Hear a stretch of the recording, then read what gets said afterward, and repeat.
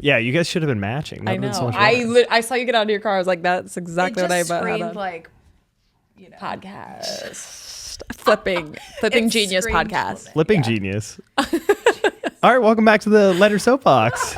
Today we have Jackie Hurtis once again coming back on the podcast and Ilona Danilova. look at you. You got it. Just had a good flight. How are you doing? I'm good. How are you? Good. Thanks for having me. Okay. Perfect. How'd you get into flipping? Tell us a little bit of backstory, because we're going to talk about a lot of things that have to do with flipping, design, all of the things. So let's get into it. How did you get into it? And for those that are interested, would you recommend it? Oh, I just saw an opportunity and I was like, why not? And so I definitely, the first one, we'll have to circle back to that one because that one was really fun. I learned a lot of lessons on the first one.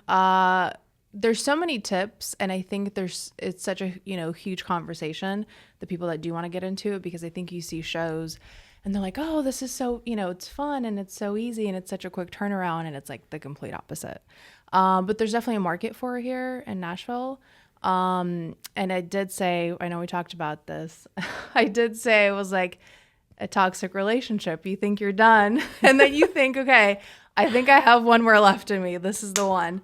And then it just kind of spirals and you just keep it going. You learn. It's fun. It's like, it's exhausting.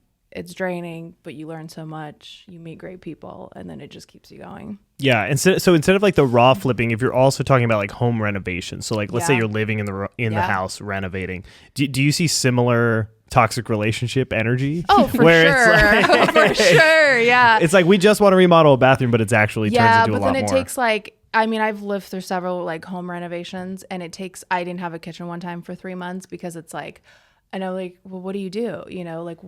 How do you make this work? And you're like, sure, I'll just make one pan meals in the oven for 3 months. And then you're like, okay, I'm over it. It's always like the weekend project. It just tailgates. Mm-hmm. And then 3 months later, you're like, I think I hate my life. I never want to do it again. And then you recover, and then you're like, well, maybe that wasn't so bad. You kind of forget about it. Yeah. And you're like, maybe I should do that. And then, looking at all this stuff on Instagram doesn't help. Yeah.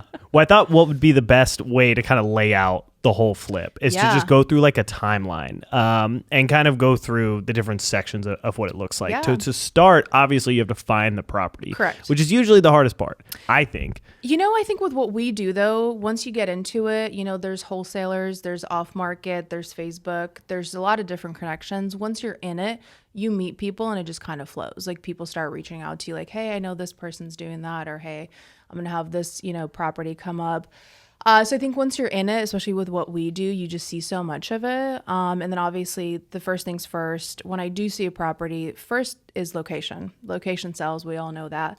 Before I even go to see it, I've already done my comps, what the resale value is, what the ARV is going to be, all the numbers. The more you do it, the more you kind of get comfortable just with what things cost. I think a lot of people we deal with it too, especially like on the lender side, like, hey, this costs this much and hey, you can afford this. So a lot of people are not familiar with that. But once you do it, you're in the mix of things. You kind of just have an idea, hey, HVAC unit with ductwork is going to be 15 or so, et cetera, and just kind of rolls into the next thing. Are there any giant red flags that you completely avoid when you walk into a house? Let's if it's just falling apart, yeah, I would say structural for sure. Like if you see like there's cracks in the foundation, there's obviously an issue. Ceilings hanging, probably not the best. Cosmetic stuff is not that bad to fix, but if the bones aren't great, or they're like hanging on for their dear life, you're like, okay, this is probably not going to be a great return on it. So just pass. Are there any like pieces that some people think are a really big deal, but actually aren't? So like, for example, one of the flippers that I was talking to, or with the house renovation guys, he was like, it's really funny because everybody's like, oh man, we might have to move that wall, but actually moving walls is not that big of a deal. Is there anything else like that where it's like, hey, this is actually not as big of a deal as you think it is? I would say I've had properties that I've seen that I was like, oh, I don't know if it's foundation. So when I had one of my guys come out there and it just was a few cracks after like settling. So they just had to put an extra like few pillars in there. So like things like that. But again, you build a network of people that you can trust for you to call them and be like, hey, I've got this. Can you come and take a look and let me know how bad it is? And sometimes you do have to make quick decisions. And I think a lot of people don't realize once you're on there, you can kind of go, okay, is this a go or no? Because there's other people that are interested. And, you know, you have to submit your offer by like, let's say 2 p.m. if you saw it at like 11. It's a very like quick, go.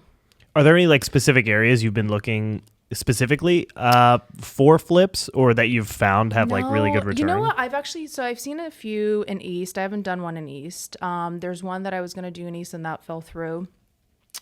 I kind of just really try to do different areas. So the first one that I did, it was like Creve Hall, Caldwell Hall area.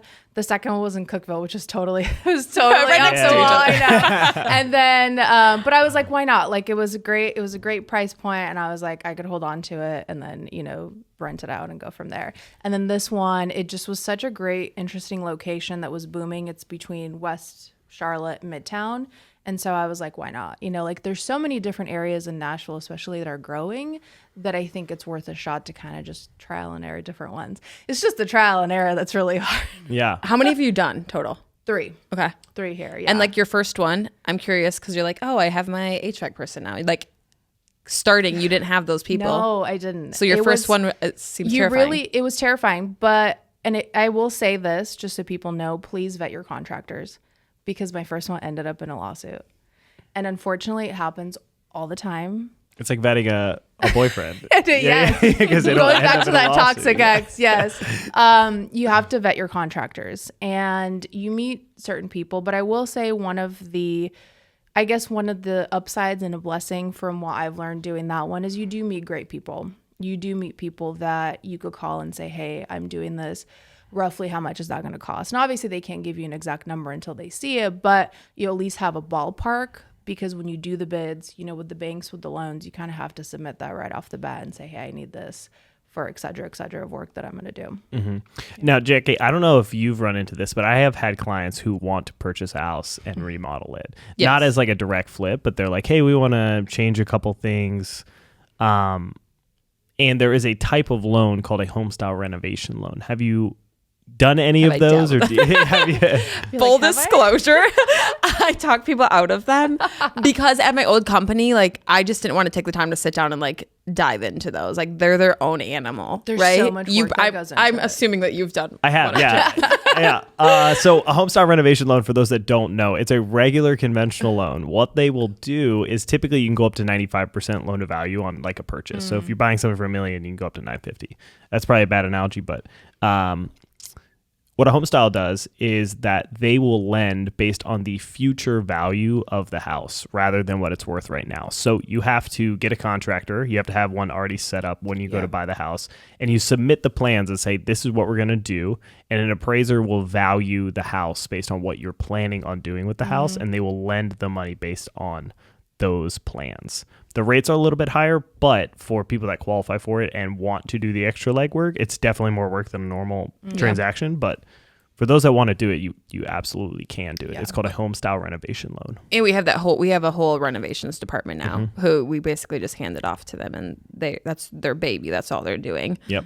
So it's super seamless. Have you done any at Guild? I have, yeah. I have one closing next week. Okay. Awesome. And there's also an FHA option. Yep. Okay. The FHA one I would avoid. So if you have a low credit score and you're in FHA, it's called a 203K, and that one is actually a nightmare. The home style renovation is much easier than a just 203K. Like procedural. Procedural. There's a lot more boxes to check, and I mean you're gonna have a pretty long close.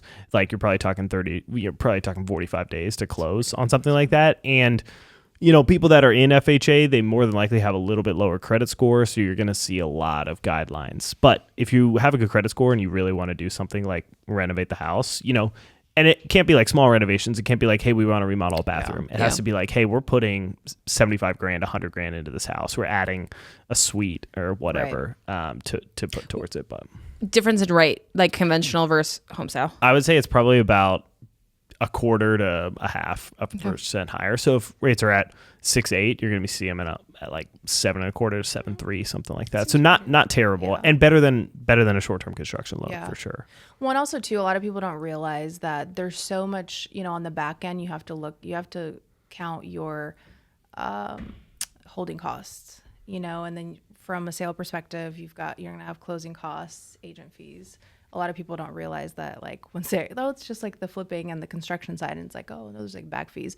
You're obviously going to have your, you know, payment, which is going to be significantly higher on the loan that you got, plus insurance, plus utilities, and however long it sits. You know, my first one took a while. It was just a different market. You know, wasn't so much the price. Everybody loved it. Wasn't the right fit. I mean, it took almost 7 months. So the holding costs on that was high. Yeah, and holding costs, for those that don't know it, yeah, like you said, it's your monthly payment on your construction loan plus the monthly payments as you're listing the house. So if houses are sitting 45 to 60 days in Nashville, I mean, you're talking another couple months of your mortgage payment. So you have to have a pretty significant margin off the top that you can then, so that you're not sweating it, you know, every month. Do sweat. But I was like, we do sweat. Okay. Where do you think people waste the most money? Both in, you know, as a realtor, because you are a realtor, as a realtor and also as a flipper, where do you think people waste the most money when they're doing remodels? You know, when I started, I thought doing a new driveway is going to be like, oh my God, this is going to be great. Nobody cared. I was like, wait, guys, like, this is a brand new driveway. Nobody cared. Literally, like, nobody cared. Some of the things I think that when you walk into a house, I just have this vision of having it be a certain way, but then you have to realize that part of me has always put in an effort to be like, okay, I want this to be nice enough and efficient enough that if I lived here, I loved it. But then you have to kind of find that neutral line and realize that not everybody likes what you like. Mm-hmm. So it's really finding the appeal of, I'm always like 50-50 on this one, because part of me is like, oh, I'm going to do this, and that. But then I'm like, well, people are not going to like it. So it's finding that happy medium of, okay, this is what's going to sell and people are going to love it. But then also having some character to it and not just be like a brand, you know, like brand new builds. It's got very standard. Mm-hmm. I always try to. My house. I love your house though. My white, tall, skinny. Listen, look, my first house was like a brand new Lennar home and it was great. I loved it. But I think when you kind of get into it, like the green tile that I did in the last one, people are like, you're crazy. What's the address on that one? It's still for sale, I loved right? the green. 2706 Torbet. People check it. Thought I was crazy. And I go, wait, no, I love it, because they're like, the primary's not like super big, so like there, but I was like, there's enough light and the gold, it's all gonna tie in together, and I think it looks great. I love the green. Yeah, just makes it pop. What are some of the other things that you say add character? Because I don't think not everybody has a design eye, so they don't understand what do you think adds character to a home?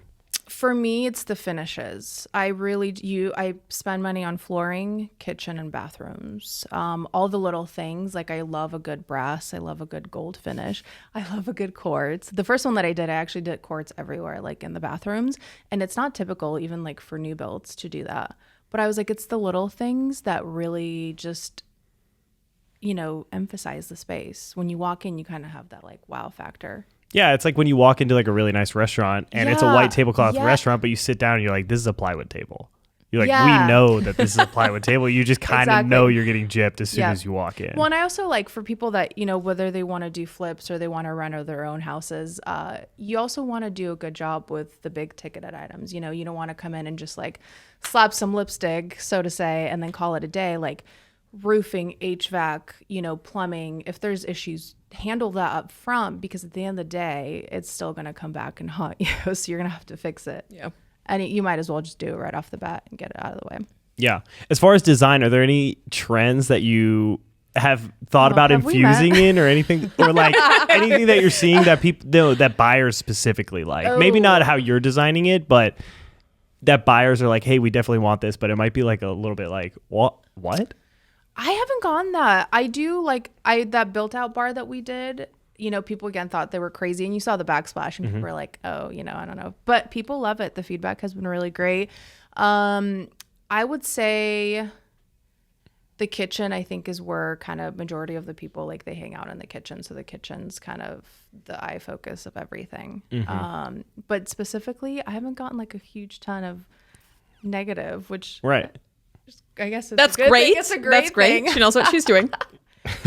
We hope. Again, going back to the toxic.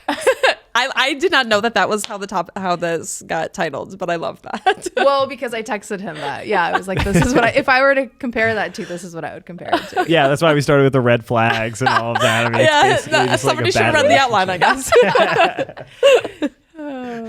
So at the beginning, you said you had a pretty nightmare story. You kind of alluded it a little bit with the suing of the contractor. Yeah.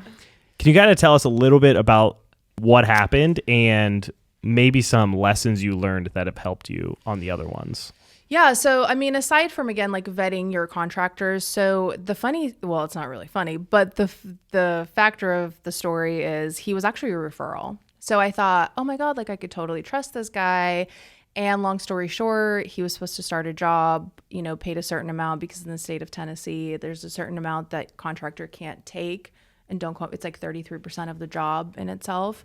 And he took it and he was like, okay, bye. And so he just never, and so a project that was only supposed to take 2 months took, God, almost 7 months, and plus another, however many months it took to sell. So it was a very, very lengthy process. But after that, then I was like, okay, we're going to write up our own contracts. We're going to do our own thing. Again, interviewing people, making sure they're legit. I'd actually call places and be like, okay, do you have your permit? Do you know what you're doing, et cetera, et cetera. But again, doing this and you kind of just meet people and you go, okay, like I can trust that person and I can have a bid out there, and you can rely on, and having people that are in like actual reliable circle is really hard to find. But once you do, you're like, please don't ever leave. Yeah. Please never stop doing this. Please never stop doing this. I have found with contractors though, it's pretty tough because you'll get like a large width of what contractors do. You have the early contractors who are like maybe young, but they're really, really good at what they do and they're really hungry. If you can find that, that's a gold mine. But then as people find out that they're really good, they get more and more backed up. So the good contractors are way, way backed up. So how do you balance, hey, this might take us a couple extra months, but we're going to get the right guy? Do you think it's worth delaying the project a little bit, or are you saying, hey, we just got to get them in and get them out? I think it really depends on the job too, because the longer that you delay it, you'll have those costs accumulating. And the last one that I did, my goal was to have it done in 3 months. It took almost 4 months, which is not terrible, but they were backed up with another job. So it was like, once it sits, when you see a house that's kind of in the midst of all the chaos and nothing is being done, then you just kind of start to spiral and you go, oh my God, I just see numbers, because now we're going to be pushed back out. We can't do this. We can't stage it. We can't list it. Can't hit the market. And I think it really just depends on the job and the time frame. But obviously having good people do the work matters, because then you don't want to have to redo it. Then it's going to cost you double of everything else. And time is money. Like we all are in an industry where time is money, and it's really important to pay attention to those deadlines. How did you figure out your timeline, like the first time you did it? Like my goal of what I wanted to be. And like, how far off were you at the end of the day? The first one that I did? Yeah. I mean, really off because of the lawsuit. I was like really off. Again, I was like, okay, 2 months, pretty reasonable. It's going to, full gut, replacing everything. That one we moved walls, and working with Metro was actually pretty great. Like people were like, oh my God, they're a nightmare. Metro did hire more people, so that was actually really nice. Like they were really responsive. You had inspectors be out there the next day, so I had no issues with Metro. Even on the last one, they were great. But once you realize it, you're like, okay, people actually don't show up, so you do have to ping them and go, hey, what's going on? When is this going to be done? And you really have to be. You're babysitting. Yeah, oh, for sure. Like you're like, hey, like what are we doing here? Or like, hey, drywall needs to be done and we can't do certain things. Oh, it's raining outside, So yeah, I mean a few months off for sure. Just a but that few didn't months. scare you off. No, you did another one. Honestly, and another one. Again, toxic. It's weird. It's like this weird high. Like you see a house that was almost dead or is dead, whatever the story was. And I'm like a psycho when it comes to that. And then you go, oh my God, I just see so much potential. And I just want to see it, move forward and continue its story. And then when you actually see the final product, it's like a weird high I can't explain. And then you're like, okay. And then you recover, like I'm recovering now. And then I'm like, okay, well, once, this one sells, then I was like, should I do another one? I probably will. You will. I don't think I you're will, done. yeah. So for the Torbit one, as an example, when you walk in and you're like, we're going to remodel this house, do you have a specific buyer in mind of like, this is the type of person who would buy this house and design it around that for buyer. Sure. And I try to be very neutral because it could be anybody, obviously. But I just walk in and I know it's weird, but like the way my brain works, I kind of just have to envision a certain space. Like, okay, if we can take this wall down, how much is that going to be? Literally like back of a napkin, like with a calculator. And I've gotten pretty close. Like you kind of, again, you do numbers, you guys work with numbers, you get pretty close. You do it long enough and you kind of know what things cost.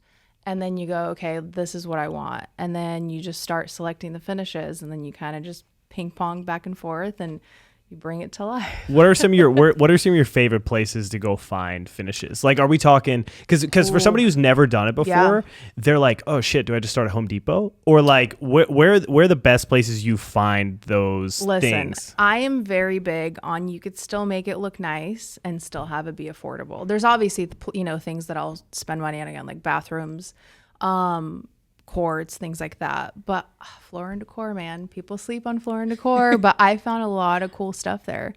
Green tile, floor and decor. Like there's certain things that you could do to elevate the space without spending a ton of money. Yeah, so when we remodeled our back house, floor and decor was our backsplash. Yeah. And it's just this beautiful brick colored tile. It works. And I hate to say it, but also like some of the finishes I get on Amazon.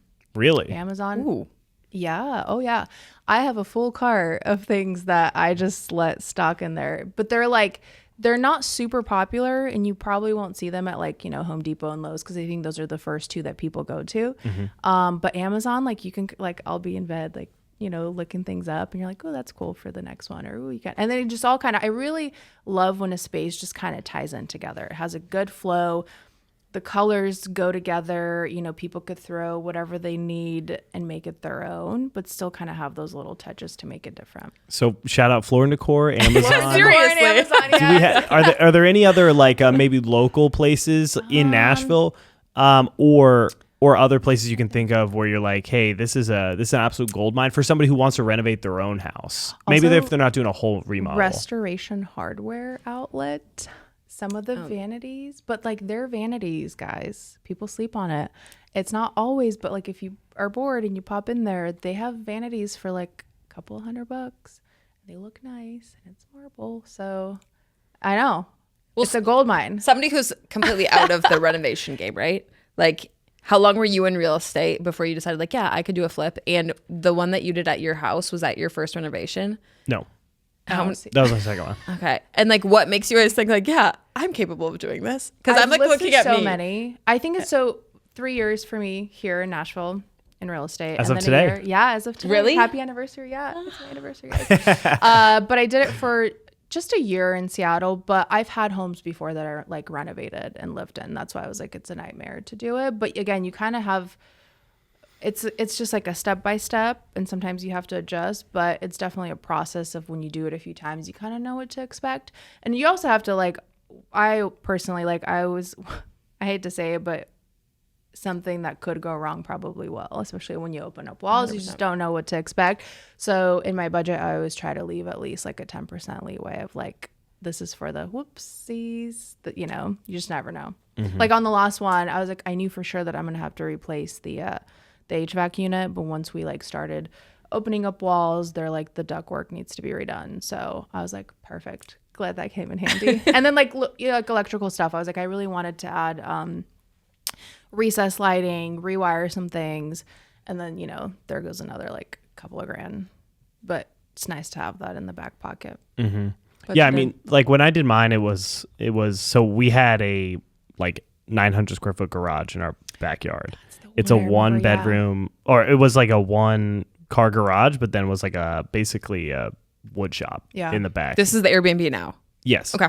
It was a giant wood shop. And we wanted to make it into like a guest house basically because I'm not a woodworker. So I'm like, I don't need that much space. And so it was really just like a numbers game. When you initially look at it, you're like, dang, this is a really big project. But when you break it up into like the little sections of it, you can kind of handle it a little bit more because what goes into a house. Everybody's lived in a house. And it's not as complicated as it seems. So like when you strip it back, you're like, we have electrical, plumbing, foundation, and that's pretty much it. And then after that, it's just design. So when you start breaking it down and not just thinking, oh man, I need to remodel this whole house, you're like, let's just do one piece at a time. And like you said, if you get a good contractors with you, they can help you along the way where they're like, hey, this is a problem, this is a problem. But you can kind of just tackle it if you get a good order of operations. And it's not as it's overwhelming when you're in it, but when you get out of it, you're like, that actually wasn't that bad if you just like do one piece at a time. Jackie's like, Yeah, I'm like, it seems very overwhelming. I'm just thinking like we have buyers, right, who are like, oh, I can't find anything in my budget. And we pitch what? I want a reno. Yeah. Is that what? And they're like, maybe we pitch them the home style, right? And I'm like, what would that even look like for them? Yeah. Is it working with an agent who knows what they're doing as far as that goes? Well, I think it just depends like how much, because I think a lot of people underestimate, because I've had clients, you know, they're like, we want a fixer.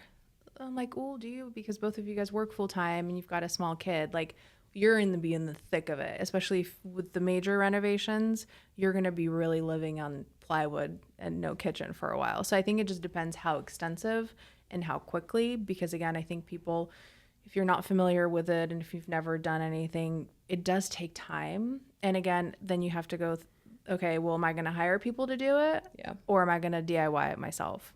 And I'm like, you being in the business, who'd you get your contractors from? Like somebody.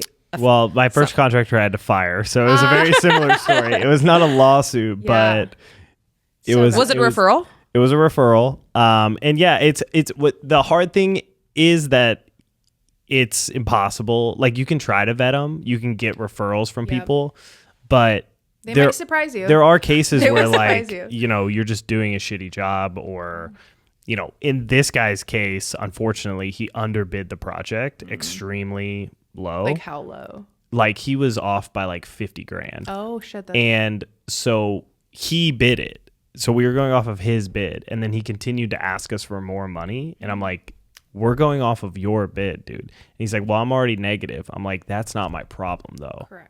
That's your problem because you underbid the deal. And then it got really messy where he would just like no longer show up and just kind of like left. So we were out a good amount of money and had to hire a new contractor to finish the rest of the work, which is always a nightmare, getting somebody to finish somebody else's started project. But yeah, I mean, yeah, you're going to run into stuff like that where it's going to happen. It's going to cost you money, but that's also where you have to like price in. So for our house, as an example, you have to price in like, where does this not make sense? Like how much money does it not make sense to do this? And if you look at Airbnbs in Nashville, like 1-bedroom Airbnbs, you can't find an Airbnb that's 1 bedroom in Nashville for less than $400,000. And we built ours for 120. So we were like, the window that we have is massive. So if we have to take, you know, 10 to 20 grand of a loss because this guy's an idiot, like at the end of the day, we're not out. It's okay. You're still going to be, you're still going to win. So it's like, you have to look at the returns of like, is it still going to make sense even if everything goes wrong? Because especially on your first one where you're learning, everything is going to go wrong. For sure. Like you have to be like, am I okay with not making any money and doing this first flip as just like pure, I'm going to learn everything. That would be my recommendation. Like if somebody really wants to get into flipping, take 100 grand or, you know, get 100 grand from other people who want to invest in it and just tell them that you're not going to make any money. Like we're going to break even because I have to learn all of this for the first time because that's the reality of what's going to happen in your first flip. If you break even, great. If you make money, that's even better, obviously, but just plan on breaking even and then you roll that in to, you have all of the contacts, you know exactly who to call and you'll be much more primed to do it, but you can't go in expecting to make a 50% return on your first deal. No. And I think that's where the biggest misconception is, especially with what we do. People are like, oh my God, this is going to be so much money. And really the people that do this consistently, I'm talking about like 3-4 flips a year when they're, you know, turning and burning. If you make 10%, you're like winning in life. And so the first one, I lost a ton of money, like a lot. And the second one, I mean, it's a rental now. And so I'll hold on to that for as long as I can. Once this one sells, you know, we'll keep it rolling. But I think that's the biggest misconception, is going to make so much money. And it's like when you actually sit down and look at all of the fees, all of the expenses, then you're like, oh, I'm actually not making that much money. So if you make it, even close to 10%, you're like rolling in dough, and so that's essentially the goal. But what is the time commitment? Because I feel like I look at it from outside and it looks very passive. And then I hear you talk about it and I'm like, oh, it's probably not so passive. Should you come out? Should you come out? Well, again, like the last one, it was supposed to be, a 2-month, but that one was actually a really interesting story too. I keep having all of these like crazy stories, and I'm just like, now I'm kind of like, okay, like what now? I think I just know how to better approach it. It had tenants. So we had closed on it in October, and the tenants didn't move out until December. So that was our, time lost because we couldn't really do anything. And they were really sweet, and I felt really bad because they've lived there for 14 years. And I was like, oh my God. I go, okay, December we'll demo, January, February, have it be on the market by March. And then it just, not terrible, but still detoured a few times where they had to redo the drywall. Then we had to fix the beam. That was the support beam, but then they closed it. Then the inspector had to come in. They had to open it. So again, it's all like time because the inspector can't come out. There's certain things that they can't do. So there's like step by step. And so that kind of just tailgated it and pushed it out a month. So, and like you were talking about babysitting, how often are you going to the house and actually it depends what stage it's in, but I would say at least 2-3 times a week. Yeah. Sometimes like twice a day, hey, I need to know what's going on, Hey, you're like the girlfriend that keeps texting them. Yeah. They're just like, hey, what are you doing? Just checking in. Just checking in, guys. What's the latest? And sometimes they're like, okay, but I'm like, I need deadline time, because again, they get paid a partial amount at the start of the job. And then when they finish it, they get the rest of it. So you live and you learn. You live and you learn. You live and you learn, guys. Well, that's all the time we had. How easy is that? That was guys. Was Max quizzing you on the questions that we were going to ask you? Yeah. That was serious. Yeah. I thought you meant he was quizzing you. He was like, no, he wouldn't. He was like totally fine. He goes, do you even know what you're talking about? And I was like, bye. You did. Get out of here, I bud. was like, bye. Don't you have a bus to catch? Don't you have a bus? So where can people find your projects that you're working on? Obviously, Torbit is currently live, still accepting offers. Yes. We will accept offers. Quickly. I'm open. The seller is great. And it's open to a quick close, Great guys. seller. So where can people find you and see what you're doing? My website. So it's just my first and last name.com. And you could link We'll put it in that. the show notes. Thanks for having me, guys. Yeah, thanks This for was coming. fun. So fun. Thank you.